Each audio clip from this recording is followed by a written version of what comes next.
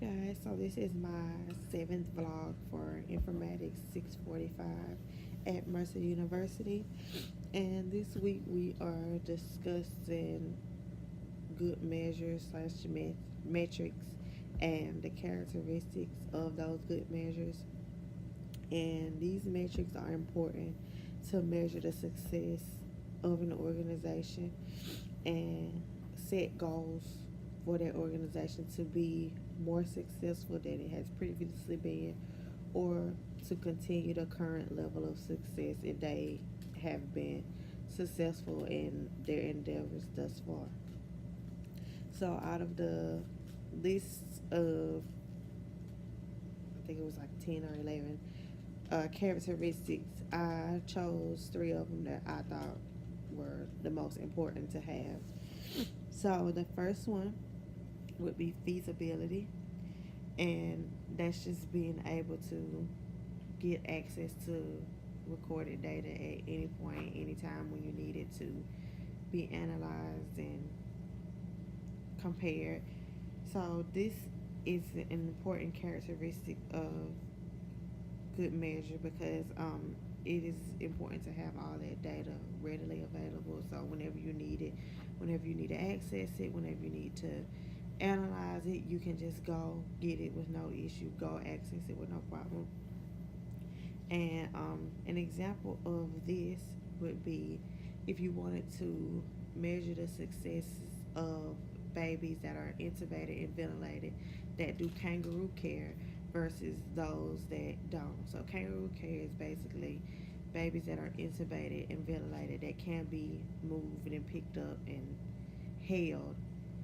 Um, they're held by either a staff member like a nurse or a respiratory therapist that is trying to do so, or held by the parents. And typically, these babies have a better success rate of coming off the vent than those who aren't able to be held. So, if you want to measure those two and compare the statistics, as long as they're recorded and easily accessed by anyone who needs to gain access to them, that would be a good example of the data being feasibility. Another one of the characteristics that I chose is having a baseline that you're able to compare to. So, having a baseline, a known baseline for your organization is important in setting goals and achieving those goals. And also, if you can't achieve those goals for whatever reason, it's important to look back and set new plans to on how you can achieve those goals or what went wrong when trying to achieve them previously. It's basically like knowing where you've been so you know where you can go. Um, an example of this would be comparing the number of unplanned extubations. So that's when a patient is extubated but either pulls a tube themselves, or like when you're moving or turning them, the tube comes out. They're ET tubes, sorry. So you have a baseline for that. Like let's say last period, the hospital had 8 in unplanned extubations, so that would be the baseline. So you would compare that to like new data. So this period that we only had 3, or this period we didn't have any. So it'll give you a baseline of where we were.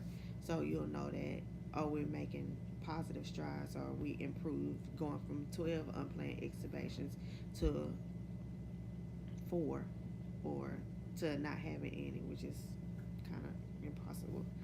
Um, the last one that I chose is validity, and this is extremely important because it is important that all data be valid and you ensure that you're measuring what you're supposed to be measuring, not anything less.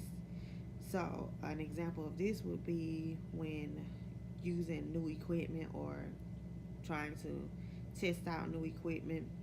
It's important that when you're measuring people's perspective of the equipment, it's strictly on the effectiveness of the equipment, like whether or not it helps the patient versus whether or not they like to use it. Because I've had some instances where we try new equipment and people are just like, oh, I don't like it for whatever reason, but it is effective to the patient. They just have an opinion on it. So it's important to measure it based on how effective it is for the patient, based versus just how they like it or don't like it.